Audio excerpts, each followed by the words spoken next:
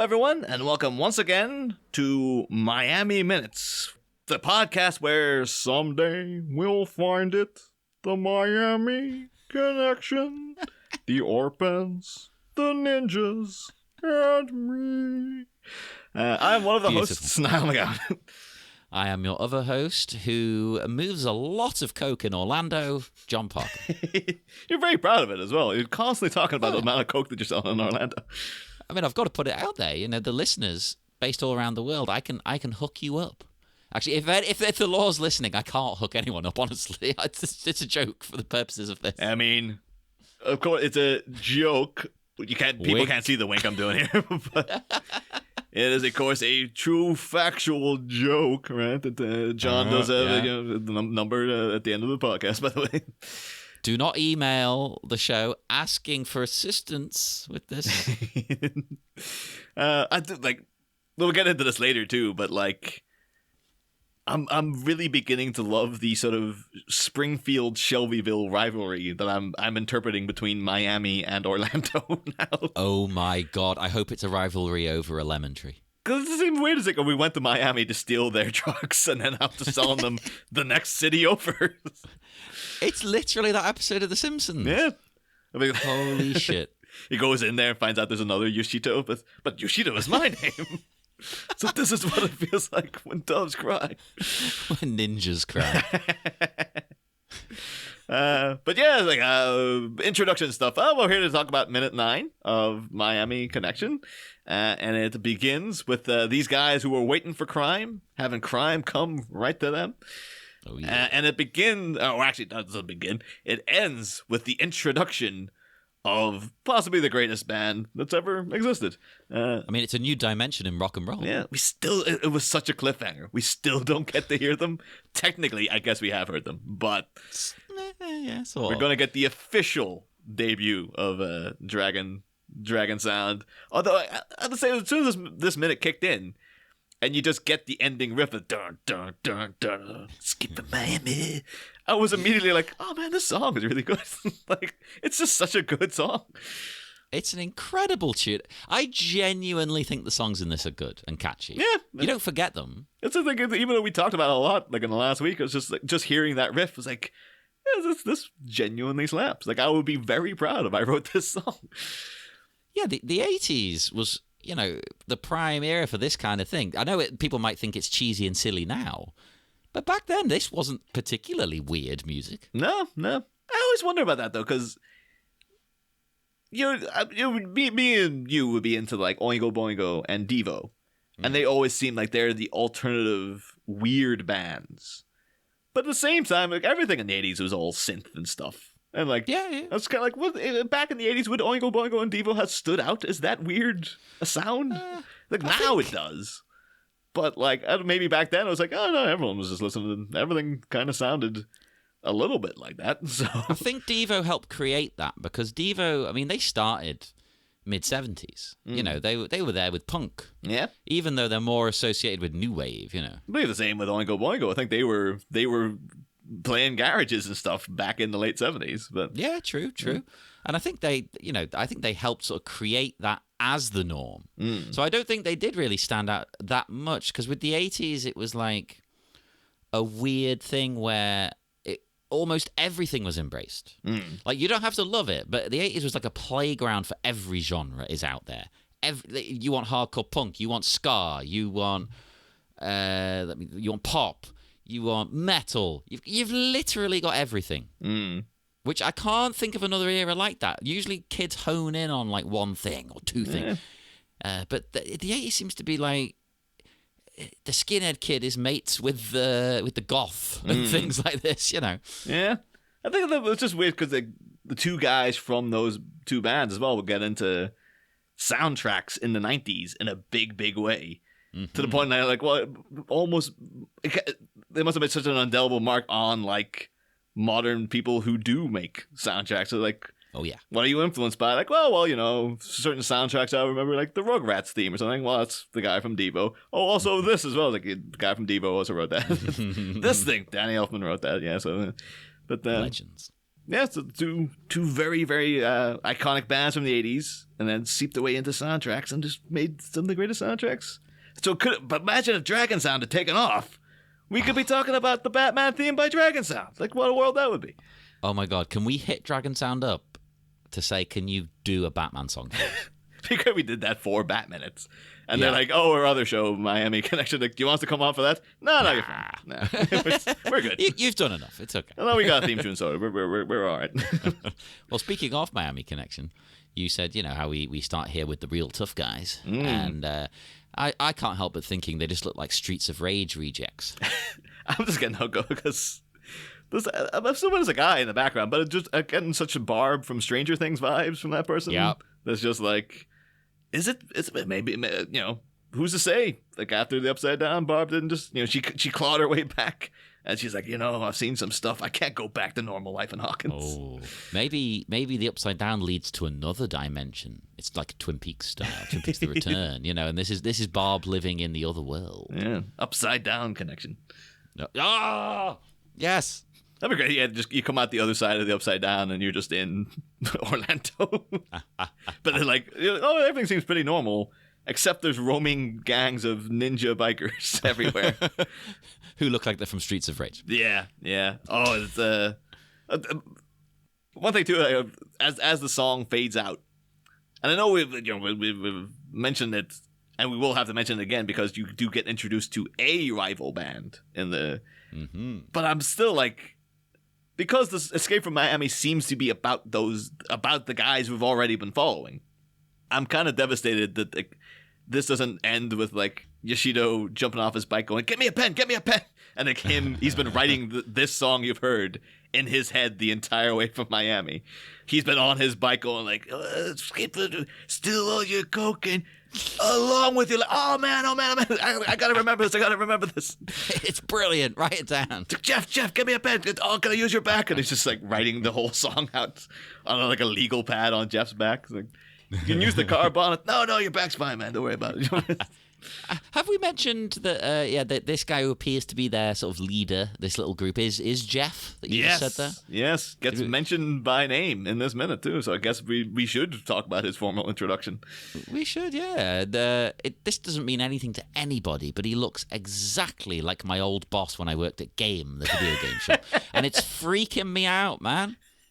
Have you double-checked that it wasn't the same guy? I don't think he was at the right age, to be honest. He was only about 5 years older than me.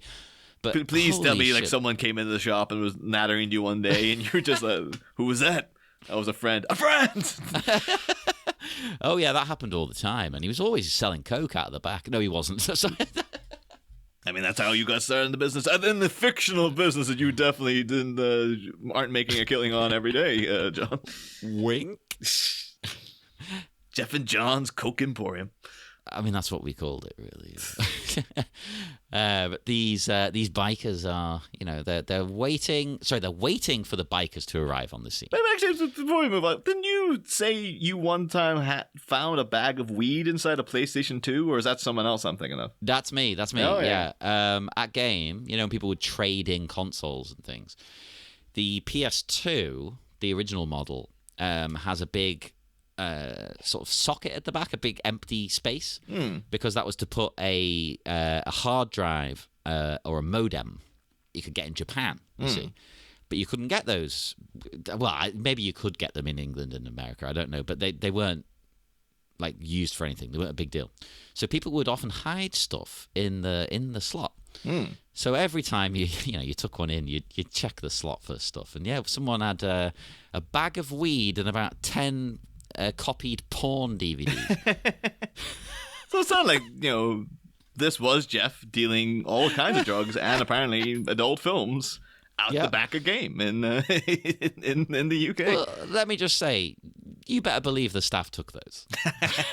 They did. They did. Why not? Unless it's like laced with something like horrific. I can't imagine any reason. I mean, I don't know. I didn't take anything actually from the porn or the weed, but no, there were no reported ill effects from either. But like, turns out, that weed was soaked in like DMT or something. And then people came back in the next day. They didn't come back right. Like that was a permanent trip. They're on a permo. Yeah. Oh, but now we need to share that sketch on Monopermo. Yeah, but any reason for it? Like, yep, I can't see any downsides to that. Americans listening, it's a wonderful Scottish comedian, Limmy, who I almost can't recommend to you because I don't think you'll understand a single thing he's saying. It's hard enough for a lot of English people. I'm lucky because my family is Scottish, but I mean, check him out. Let me know if you can understand him. Mm. But they're waiting for the bikers to arrive. It's the hardest part. It's just like Escape from Miami cuts out and you just hear Tom Petty underneath there. And they're like, we've escaped from Miami. Now what? Is this going to be, because they do arrive, is this going to be a second shady deal in under 10 bloody minutes? Well, that was one of my questions was, it seems to be Yashito, he hops out and he's like, oh, by the way, I've got good news for you. Like, I got all this coke. Like, as if Jeff wouldn't, like, Jeff doesn't want to ask him, like, where the hell's the coke? It seems like Yoshito's going like, oh, by the way, this is what I did today. I almost got the vibe that like, these guys are just meeting up for like a club night out or something. Like, oh, by the way, I also happened to score a load of coke today. Okay, yeah, I get that. But at the same time, the understanding I have, maybe this is from future scenes, spoiler alert, is it that like Yoshito's in charge and Jeff like runs the streets? Well, that's so because. So I think he wants to just let him know, like, yo, by the way, I've got some product for you. But, you know, we're out having fun tonight. But just so you know, tomorrow I've got something for you. Because we've seen the harsh side of Yashito so far. And my heart did warm a little to see his genuine affection for Jeff. Yeah, it's quite cute. They are friends. It's very much like a ship was born. It's one of those things like, you don't need to ship everything, guys. People are always shipping things these days. But I did get I could go for like a Yosef, I guess you would call them. Yosef. Yashito. It's very big on Tumblr. But yeah, I kind of got the vibe. I was like, oh, these guys. And it was also, too, because, like, you know how disappointed in his own men Yashito is about, like, they left the damn money behind, a bunch of idiots. And I just wonder if he's always, like, constantly hanging Jeff over those guys' heads of, like, well, I'll tell you who wouldn't have forgotten the money. My buddy Jeff. And then, like, oh, will you shut up about Jeff? Some guy grows a beard. It's like, I know who has a really cool beard. It's a Jeff. It's a Jeff Yashito. And then he gets annoyed at a different guy with the beard. It's like, are you trying to be Jeff? What are you doing? You'll never be Jeff. All the ninjas keep periodically showing up trying to grow beards and like, who are you trying to fool? You're no Jeff. Get the hell out. And then, I mean, all of his gang will be annoyed with Yashito. They'll be like, you've been off gallivanting with that Jeff of yours, haven't you? Haven't you? Look at me. It is like a bromance, isn't it? It's quite sweet. You do get the vibe. This is good filmmaking. These two are close. I kind of hope that the actors genuinely got on offset too. Like maybe this was a little bit of an organic thing that was going on. Aww. But that's why I like to think that this was like, no, these guys would just meet up anyway. Yeah, like Jeff and Yashito just hang out sometimes and go to the club, see some bands, have a drink. You know? It could be that they've heard about Dragon Sound. They're like, we're here to see these guys. There's rumblings on the streets that this Dragon Sound band is really something. Yeah, they're like, well, we like rock and roll. We like martial arts. Yeah, ninjas. I like dragons. I like sounds. Like, why not? Let's go for it. Mm-hmm. Who doesn't? Who doesn't like both of those? But we haven't talked about who plays Jeff, have we? No, because there's so much to say about Jeff, and he features so heavily later on. I've kind of been like, where to even begin? But I don't think we've not even mentioned the guy who plays him. Well, I won't go. I was going to say I won't go too much into it. There's not a lot to say, to be honest. No offense to him. That is, might as well just make that a T-shirt now because it's going to be with so many performers and tech people in this movie. Is like, yeah, we're going to go into it now but there's not much to say about them because the only thing they worked on was this. Yeah, there's not. I mean, maybe you found more, but I mean, I just found he's played by William Ergel, who is also the production manager on the picture. Everyone's chipping in. Everyone has to do their piece. I love that with a low-budget movie. When you see people doing all these multiple things, all the actors are doing something behind the scenes to make this work. And that makes me love this movie even more. They're all trying so hard. I don't think it's a genuine labor of love, as clear as the love between Yashito and Jeff. Aww. Although knowing Jeff's feelings on Friends from later in the movie... I wonder if Yashito's like, oh yes, Jeff is my very, very best friend. And Jeff's just like, a friend? Oh, no, we're like work acquaintances, buddy. Like, I don't have friends. I was thinking the other way. It's like, we're not friends. We're partners. Not just a friend, a partner. Partner. To do the big handshake. Exactly. I mean, they're compadres, they're comrades, they're, dare I say, lovers. I just get the thing now, Jeff showing up when he's just got like the rubber outfit on with a J. J, what does that stand for? Jeff. Oh yeah, I'm gonna get that made. I'm gonna wear it while recording. I don't know how much further we can go without mentioning the fact that Jeff looks like G.I. Joe as well. Like, yeah, he does, doesn't he? and not just like, oh, he resembles a G.I. Joe. He looks like he is a G.I. Joe that's come to life in some sort of like, supernatural 80s, mannequin style shenanigans. Like, his beard is so thick and his hair is just like, that's a plastic haircut that's now come to life somehow. Like, it's the bastard. How dare he be so follically perfect? Oh, it's the type of guy, you put your hand in that beard, you're not getting it out. Like, it's just gonna get tangled in the dense forest that exists on his chin. I'll tell you what, though, it's very big, it's very dense, it's very thick. It does not look wiry.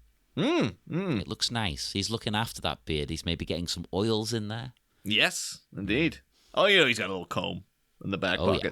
He's probably like, that's why, like, we came in a little too late, but he had his feet up in the car. He was combing that because he knew Yashito was coming around the corner. Yeah, he needs to look good for him. Yeah, he's like, I don't want to let the side down. You heard about all these other assholes didn't even bring the money earlier. So I'll tell you what isn't good for him though, right? Yashito, he updates Jeff. He's got the Coke, the best Coke. But then the ADR on Jeff as they're walking into the club, right? What the holy hell is this? He goes, you got a taste?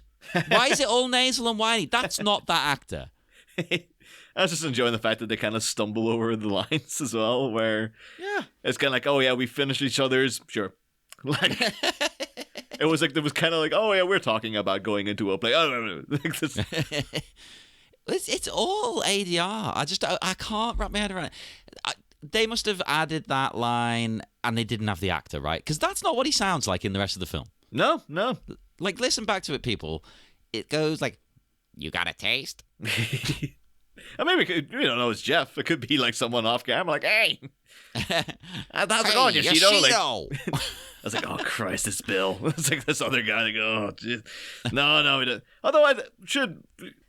So Yashito arrives with this news, very happy to see his friends. And he's like, I got good news. I just scored a shipment of Coke. That Coke you like is going to come back in style. Yeah, but he says it's the best. It's like, is he sampling? Because Yashito's like, he's pent up anyway. I don't think that's a guy who needs cocaine.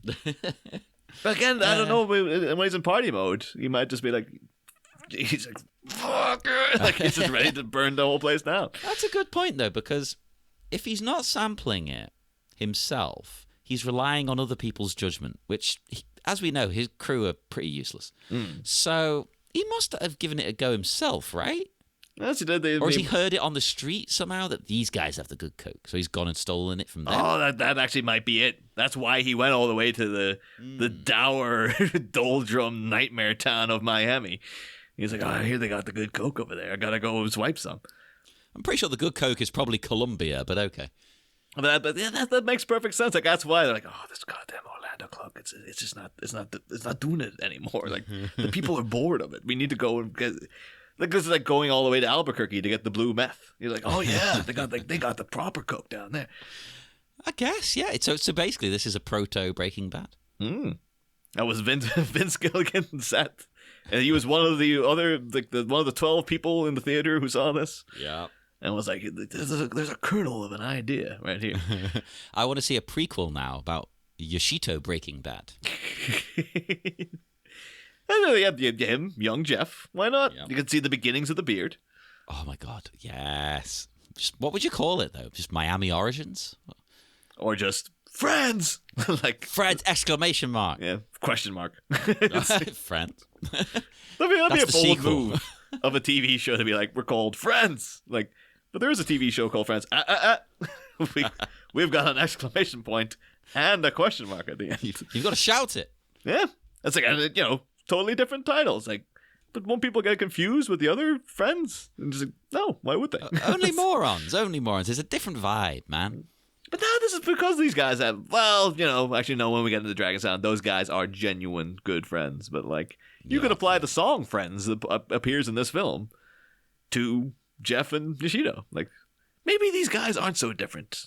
They should have a scene of the old, we are not so different, you and I. Or they should emphasize it in the opposite direction, though, where, like, Yashito and Jeff have, like, too many parents or something. Like, I got like 5 dads. It's a pain in the ass. Like, I want to tell you one thing I am not, and that is an orphan. Don't be dissing no orphans. I'm saying that as Jeff. I know. I'm talking to the character. No. The character you're embodying. Embodying. That's my Jeff impression, is just saying things in an incredulous fashion. That sounds about right. Oh. One thing too I have to point out every time I ever see it in life, because I want it to be a thing that doesn't happen anymore. There's a guy doing 2 for 1. There's a guy. Well, there's multiple people sat on the car bonnet, which I. What do they call that for the Americans? A hood. A hood. Yep. Which I understand is a thing you're not supposed to do because you can damage the car. Something. And it might lend credence to the idea that this car is stolen by the fact that Jeff doesn't seem to care that these guys are sitting on. Oh yeah, he's going to ditch it and get a new one tomorrow. Yeah. But one of the guys, and maybe it could be the color of his socks, but he's got the leg up, and it appears to me that he's wearing jeans, shoes, no socks. Oh no. Hang on. Right, I'm rewinding. Let me see. You're about 19 seconds you see there. You get a good shot of him. Oh no, he is. It's like, I'd say it's a thing. It's a pet hate of mine. I cannot stand. Maybe, just on a personal level, I hate the feel of shoes with no socks. Absolutely, yeah. And every time I see it in a person, I'm always a bit like, I don't want to judge anyone. Do whatever you want to do, but also, what the hell are you doing? I'm with you. I mean, I support your kink, whoever you are, but don't subject me to it. Yeah. My only thinking is that these guys are Dragon Sound fanboys at the same time. And they know that YK Kim is going to do that weird foot, nose, toe hold thing. So they like to do it like in sync with the performance on stage. Like some sort of Rocky Horror-esque, The Room interaction. I mean, that sounds perfect to me. Yeah, so they don't wear socks because we got loafers on. Slip them off. Get your foot up in the air and wiggle your toe in, or try to grab your friend's nose with their toes. Grab their nose with your toes, I should say. Yashito. Maybe he takes that as a dig. Like, are they doing a thing with holding a nose with a toe? Is this some personal affront to me? It's racist. He's Japanese and they're Korean. Yeah, getting angry and angrier, and they're just like, Yashito, man, stop taking so much coke. But it's the best. That's what happens when you take the best coke, listeners. In fact, that's another thing that, so the coke, I assumed, again, was for, Jeff and the gang to deal on the streets. But there's something in their interaction where I'm not sure, because it's the way he goes on about how good it is. It's like he's saying, I think you'll like it. Yeah. It feels like this is like Jeff's birthday party. I was like, man, I got a treat for you. And they're going to go into the bathroom later, and those guys are going to be in a stall. Yeah. Just, cutting up some stuff. It's party time. He goes to all these lengths murdering people just for one night of partying. And then he goes back to a straight-laced job. It could be as far as we know, Jeff and the gang are all very laid-back people, and this coke is so good that it actually... The reason he's so aggressive the rest of the movie is because it just hasn't worn off. He's just still going from the immense high of a friend. Who the hell do you think you are, man? That's the sequel. He comes down. But he's also dead. So he's just his angel coming down. No, you don't understand. Hey, is he dead? I can't remember what happens I'm pretty sure he is. I remember what dead happens and he is dead. But, a sequel can do whatever it wants. A sequel can find a way, baby. That was the thing, someone just earlier today was saying, in the speculation for Black Panther 2, well, there's going to be another Black Panther who's not, T'Challa. And they're like, I bet you it's Killmonger. I was like, Killmonger's dead. But they're like, is he? That's the thing. Superheroes, especially, if you want to bring them back. It's pretty much like, I saw him die. It's like, did you see him put him in the ground, though? Like, I guess that's true. If they didn't see him put him in the ground. You've read enough comics to know, never, ever assume anyone's dead. It's like wrestling. Never assume anyone's ever retired. Yeah. Unless now it's Vince McMahon, because I don't think he's coming back. Netflix are apparently still going ahead with the documentary they were making about him, which is a bold move. Oh, I mean, reinvigorate them now if they can get dirt on. Unless it's like he's commissioned. No, it's meant to be like a praise thing. Oh, okay. Well, yeah. Well, maybe not. I did watch that Woodstock 99 documentary. That looks amazing. I haven't seen it yet. Oh, it's great. It's only 3 episodes, 45-minute episodes. I highly recommend it because I didn't know how much of a disaster it was. Oh, yeah. People swimming in shit and everything. Oh, no, at the end, they literally burned the whole thing to the ground. Like, they actually set... It's like watching a volcano. It went so crazy. And it keeps cutting back to, like, footage of the founders going, like... Yeah, that was a couple of bad apples. Like, that was only about 50 kids or something like that. Some people just ruin it for everybody. And then they'll cut back to footage of literally thousands of people. All of them rioting. Like, every single one of them. And then it ends on the kind of note of, like, the guy going, yeah, I guess I slightly tarnished. Because he was the guy who, created the original Woodstock. And then just turned into a massive capitalist. And it ends with him going, like, well, I guess it did tarnish maybe the reputation of Woodstock a little. And then it goes like 3 months after this interview was recorded, this guy died. Ooh. And I'm like sitting going like, fuck him. Like he can't, this whole thing was like, he did everything wrong. And 20, 30 years later cannot admit like, yeah, I guess I balled that up. He's just still like, no, that was nothing to do with me. So what you would say is then it was the best of times, it was the durst of times. Oh, you better believe he gets some screen time. And then his immediate thing after him egging on the crowd and like very, very clearly been involved in like stoking the flames. As soon as he comes off stage, they're like, oh, hey, Fred, how's it going? Oh, man, none of that was my fault. It's like, you don't come off and say instantly that wasn't my fault unless you know it was your fault. Yeah, because in real, like, if that was real, it would take a long time for it to sink in. Like, oh, shit, have I done something wrong? He knew in the moment then. Yeah, he knew as he was doing it, this will stoke the flames. At the same time, though, he probably thought, the crowd will go a little crazy. Like, I don't for one second envisage, like, he foresaw everything that then happened. Well, he probably thought, people will go a bit nuts. It'll be chaos, it'll be like punk almost. They started like tearing the paneling off one of the radio towers and surfing on it. And then Fred Durst got down and started surfing on the boards as well. So it's kind of like, okay, that's pretty funny. I'm pretty sure he could see the way the wind was blowing. But yeah, but to turn violent, he probably thought this is a laugh. He's not a violent guy. He's an idiot. They do weird. They have one of the suits come out after and go like, you can't blame Limp Bizkit for doing what Limp Bizkit does. So, well, they did the job. We hired him to do. So, But you also need to take your audience into account. But had Dragon Sound played Woodstock 99, as they should have. Headline, and it would have been just peace and serenity throughout the entire land. Just ebbing from that center, from that airfield that they held it on. It just would have been vibes around the world. It would have been that and Scatman's World also released in the same year. Everyone would be just chill the whole time. There would have been no 9/11. There would have been no war in Iraq.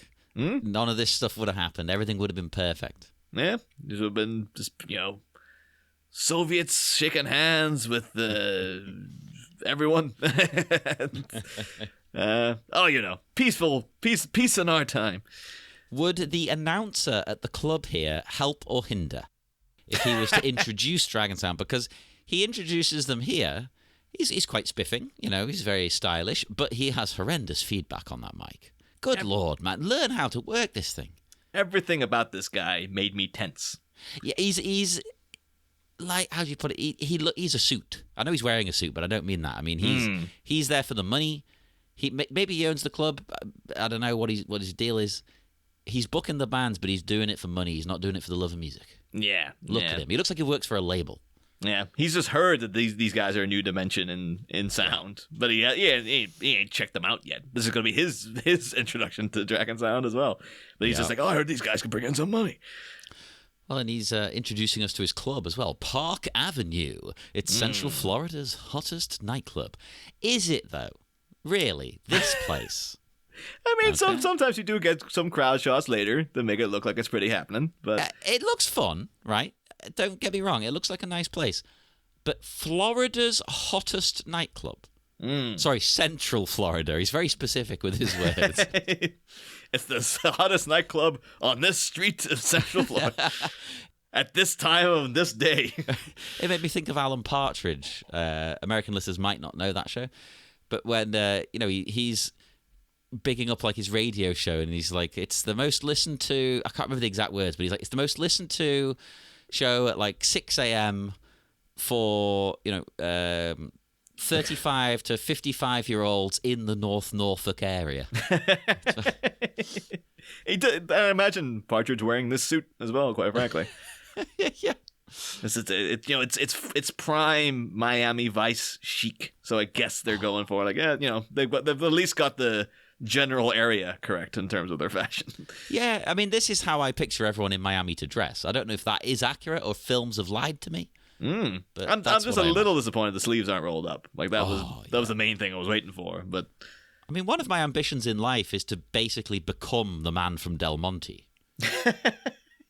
I mean, I want to dress like him. I want my job to just be going around tasting fruit juices. That was not what I was expecting. Like, this just feels now you've just opened your heart to everyone in a way I was not anticipating. He's got a man from Del Monte color scheme going on. It's not linen like the man from Del Monte. He seems to have linen. He's got a nice hat. He's in Cuba or something. That man from Del Monte seems like he's asking for trouble too, like wearing white linen. Like, well, that spills. That's a whole suit ruined, man. That's how you know someone's wealthy. They're wearing white linen. It's like, I don't give a shit. Yeah, that is true. So now I understand your wish. If you could have that man from Del Monte money. That's power, that is. Maybe that's what he's going for, too. Orange juice power, man. Everyone thinks he's going for a Sonny Crockett thing. But it's like, no. He's going for man from Del Monte. Like, he's looking the part, dressing the part, so he can be the part. He can evoke it. It's the right part of the world as well, because people from Cuba and whatnot go to Miami and Florida in general. So maybe he's going for that Cuban vibe. Well, I've become very intrigued too. Like, a thing I never thought I would be intrigued by. But we recently, as of recording, John, we had the UK Movies by Minutes meetup. Yeah, by the time you hear this, it's probably about 5 million years ago. Yeah, but someone at that was saying that they had finished watching the 80s Miami Vice TV show. Yeah. And they thought it was the greatest show of all time. I mean, I remember enjoying it, but the greatest show? But I was really like, Miami, like the old cheesy cops rolled up, suit sleeves and all this business. He's like, no.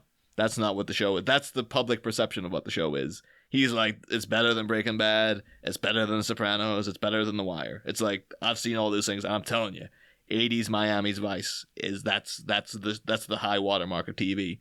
And I was really like, holy Christ! I never thought I'd want to watch Miami Vice, but now maybe I should. But now we're doing a show, a movie, not set in Miami. But maybe I can get my own Miami connection by being like, I hit a Miami every week by watching Miami Vice. Yeah, okay. Maybe that's another thing on the docket for a random special episode then. We're going to watch every episode of Miami Vice. We have to talk, we only have half an hour. We have to discuss every episode of Miami Vice. It ran for 5 years and probably has 72 episodes or something. Well, listeners, you can choose either that or we go minute by minute through every episode. There is a movie, I guess, as well, but no, that doesn't count. No, I don't think that's. I don't think anyone's going to be. I know Dave Fallis will be clawing for that, but and there's a reboot show, right? No, I don't think there is. I think Miami. I thought they did a reboot show, didn't they? Oh, they did Hawaii 5-0. Oh, am I thinking of that? Maybe. They did. They've done Knight Rider. I think is back. What's the other one? Was Tom Selleck. Magnum. He's back, but it's another guy without a mustache. Like it's what kind of sacrilege this is. But I believe no, Miami Vice is still. It's still just. I'm sure there's been rumblings of a remake, but I think it's because it's a Michael Mann thing. So I think he might be looking like. At it, you're right. Yeah. I think I'm mixing it up with Hawaii 5-0. Yeah. Yeah. I've seen episodes of the rebooted Hawaii 5-0 because it had Boomer from Battlestar Galactica. Oh. I wonder if she gets that now. Like, back when BSG was on, being Boomer was cool. Okay, Boomer. And now it's just like, oh, Christ. God damn the memes. I really need to find an episode where someone says, okay, Boomer, and then just make that into like a GIF or something. It feels like that's a sketch. Although now the okay Boomer thing is like done. Like that's an old meme now. Yeah, but in 6 months it'll be cool again.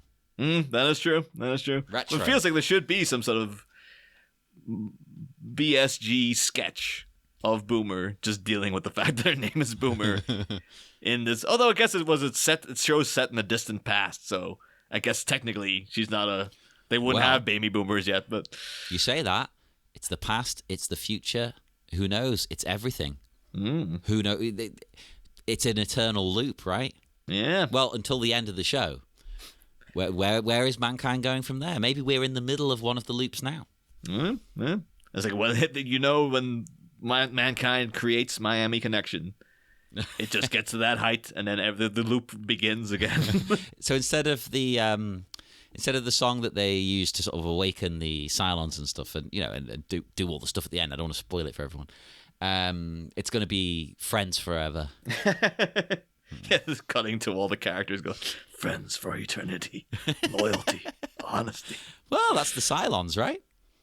Oh, that's true. It turns like the Cylons are all they appear to be very intensely monstrous robots, but they're actually sweethearts at heart. They're friends forever, for eternity, right? Because they don't die. That is true. It's like, that's one of the lyrics cut from the song is about like dying and then just coming back in an identical body 5 seconds later. Yeah, there you go. But let's say, so this guy, the MC, he introduces it as Central Florida's hottest nightclub, which I know it looks like it might be a bit swarthy in there, to be fair. No, it looks like somewhere we might go, and we don't go to the hottest clubs. But I mean more like temperature-wise. It's Florida, isn't it always like that? Yeah. So it's like, so I'm a guy who likes dressing in layers. I don't know if I could survive in these, in these tropical climes. That's what linen's for. Maybe I should be trying to achieve this man from Del Monte lifestyle. Let me tell you, I bought a linen suit once when I was in Dubai, and it worked. It was nice. I could wear layers. It was okay. They went in saying like, I like a suit, and they went Dubai. I was like, yes, this is Dubai. But I want a suit to Dubai, yes. I mean, I would have done that joke, but they probably would have just stared at me like, what the fuck are you talking about?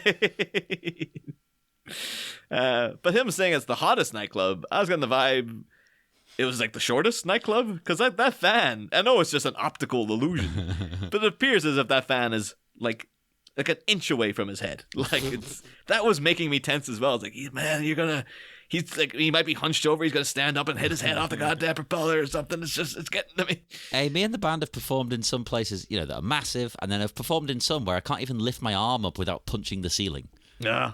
That's clubs for you, man. But it's got that, that tension of watching like a Tom Baker Doctor Who where he's got the really long scarf and you're like, he's going to trip over that scarf, man. Look at it. It's freaking tailing behind him. What are you doing? Does he ever? I'm sure he must have. I'm sure like the BBC archives must be filled of like blooper reel footage of Tom Baker tripping over that scarf. But then in my house, because my house is like, one of my housemates owns it. Like she bought it and she like custom fitted all the lighting in the roof. But she's very short. And then I still take it as some sort of demented power move where she had like all the lights are way too low. Because she's like, well, it doesn't affect me. And everyone else is going around. I live there. I've lived there for ages. And I still bump my head on the light all the time. Because it's just like, God damn it, it's too low. No one puts a light that low. I mean, I haven't... This is where you're living, right? I haven't noticed. But now I'm going to look out for it.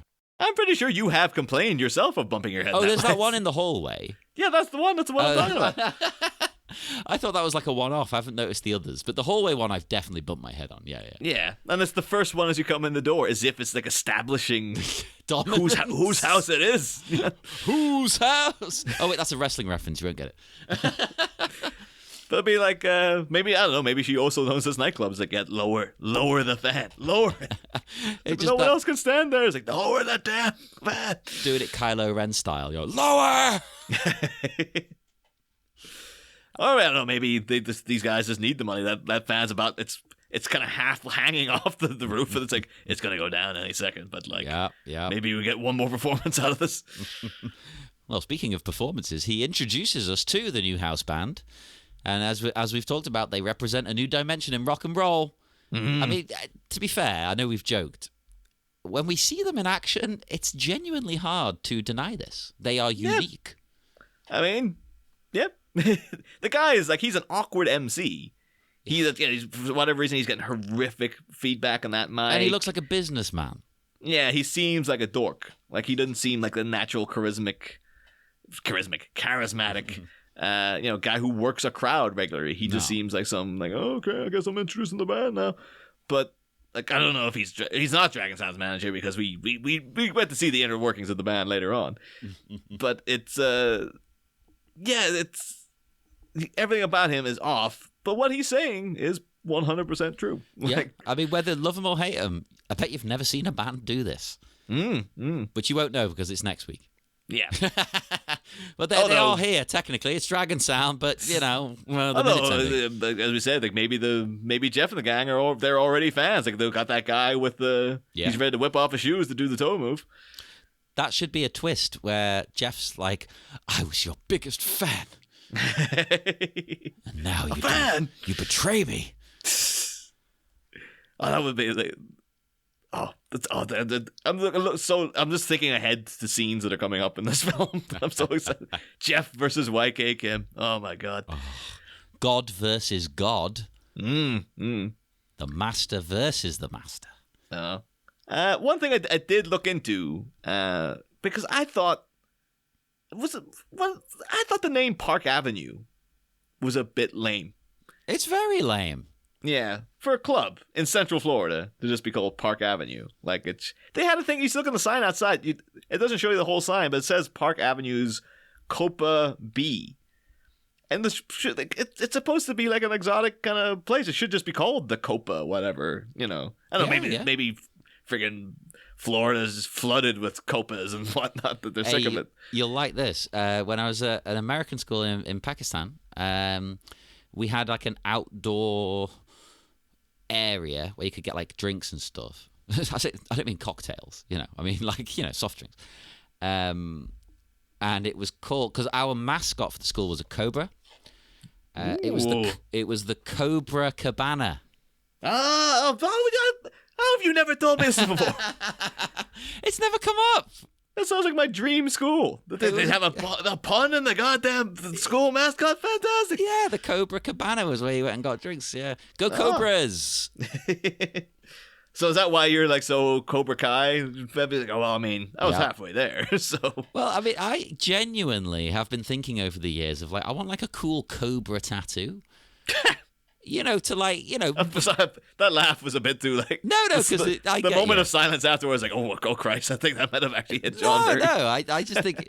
it's a bit too badass for me, but, it makes you think of your past and stuff, and once a cobra, always a cobra. I mean, if you get a tattoo that's a cobra that has Cobra Cabana, 100% go for it. So what you want is a cobra sipping cocktails in the sun with a hat on. Okay. And also, I'm still like, Cobra Kai being a thing in the world back then. Was there no like Cobra High jokes going around there? Or? No, I think it was that weird period where people weren't. 80s nostalgia hadn't hit again. Yeah. This was, I moved there in '99. So yeah, people were talking. It was all about the future, baby, the millennium. Oh yeah, that is true. Yeah, was that the last time people looked to the future? Oh yeah, absolutely. The late 90s, and then after it was done, it was like, it's all back. Just go back to before the millennium hit. 2000 was a bit of a like, oh, okay. And then I think by the time you got to 2002, it's like, oh, fuck. Oh, man. I think I wonder, like, in like 20 years' time, 30 years. It's always the 30 year, isn't it, where people get nostalgic for things that are. So it's like in the 80s, they had a big nostalgia for the 50s. Well, people are feeling the early 2000s now. The kids are dressing like we did in the year 2000. Yeah, well, you know, I guess it's not. That's only 22 years though. So you're gonna get the big puffy Willennium, or maybe not Willennium because he's currently in the doghouse with people. Oh yeah. Yeah. Well, I still, to this day, whenever I see the word millennium, even though that was a big deal in England, we had the Millennium Dome and everything, I still, in my head, say Willennium. You'll have to come here personally and smack it out of your head. Come on, Will, bring it on. Bring it on. Let's rumble, baby. Yeah. I wonder, like, in 20 years' time, will there be, like, a nostalgia for wearing masks and stuff in public? Because, like, well, that's what we were doing back then. I mean, people will be like, no, don't joke about that. Like, it's. I know, but that's the thing now. Now it's too soon. But, like, look at how fast, like, freaking jokes about, the World Trade Center came in. It was like within 5 years. That was just commonplace then. So yeah, absolutely. So it'll happen. And I don't see anything wrong with that, especially over here. I think Ireland's kind of the same. America's not so much. Gallows humor. Yeah. Dark. Yeah. You find the funny in the sad, right? I think it's good. But gallows humor over here in America seems to be more like edgelord humor, where it seems to be like, which is different. That's different. Yeah, you're trying to be an asshole with it, basically, is the thing. Whereas gallows humor is more like, no, it's for everyone. Yeah. It's just like, it's just very dark humor. It's finding the light in the dark. Like, if you can't make fun of misery, you're never going to get through it. Yeah. I mean, it's such an easy movie to make fun of as well. Kathy Bates with the James Caan smashing the legs and stuff. I mean, it's hilarious. Absolutely. But no, like you're saying again, there's a period of time where, like, those things happen. Well, like, that happened very famously with Star Wars, where there was a period of time where no one was talking about Star Wars, and now it's just like you can't get away from it. It's just constant in everyone's lives. You know what's weird to me, though, and I imagine you're the same because we're pretty much the same age. The dark times for Star Wars, as people call it, that is when I was talking about Star Wars with my friends because I was the right age. I know that maybe the world at large wasn't, but I wasn't aware of that. I think maybe because then you were desperate for it because you weren't getting any new content. Well, so I had everything I wanted, right? Because I had all those books coming out. I had video games every 5 minutes by Lucas Arts. So it didn't seem like a drought to me, but I could see how, in retrospect, to an original fan from back in the day, it is like, oh, yeah, okay, there's a bunch of shitty books and stuff. Yeah. Okay, great. All we had was the Ewoks movies. But no, I guess that would have been true as well, where it was just like, I was even considering it when we were talking in our Batman hiatus episode about the Batman Predator fan movie. That I never really thought, it's like, yeah, between Predator 2 and Alien vs. Predator, which is what, like 2005? Yeah, big gap. That's a huge gap. When was Predator 2? Like 92 or something? Yeah. So that's like, and consider now that last The Predator movie was terrible.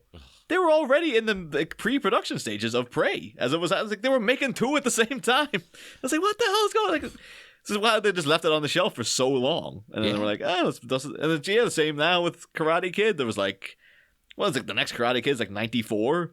Yeah. And then by 2016 or something, they're like, hey, Karate Kid. Well, you've got to, when something fails, I'm not saying any of these things deserve to fail. I mean, The Predator did. But when something fails that badly in the public eye, you've got to wait. You can't just come back with a Cobra Kai 2 years after the next Karate. Is it the next Karate Kid or the new Karate Kid? The next Karate Kid. Next. See, I've only seen it once, and I love Karate Kid. That says it all. Although, to be fair, though, The Predator failed horrifically, and like 2 years later, we do have a new one, and it's way, way better. But yeah, but it was basically done a while ago. They've sat on it, and I think that's why, because it's like, well, that last one was fucking shit. I do wonder if that was, but apparently originally what they intended to do was to promote it without telling anyone that it was a Predator movie, which would be amazing. Yeah. And then it's like, oh, it end up leaking or whatever. Or the studio probably very deliberate, like, you can't do that. But I wonder if part of the thinking was like, wow, that last one was pretty terrible. So It's got to be, right? people will like this more if they're thinking they're watching another movie and they're pleasantly surprised to find out it's about the Predator. I think that's part of it. Because that was, oh, Jesus. But this isn't a Predator show. No, That's no. coming soon. No, there I believe there's two of them already. So. There are two. Go and listen to them. There's two of them. None covering Predator 2. Shockingly. But Have none of them moved on to it? I think they've got that Ghostbusters minute thing of like, nah, we ain't covering that. I thought at least one of them would do it, though.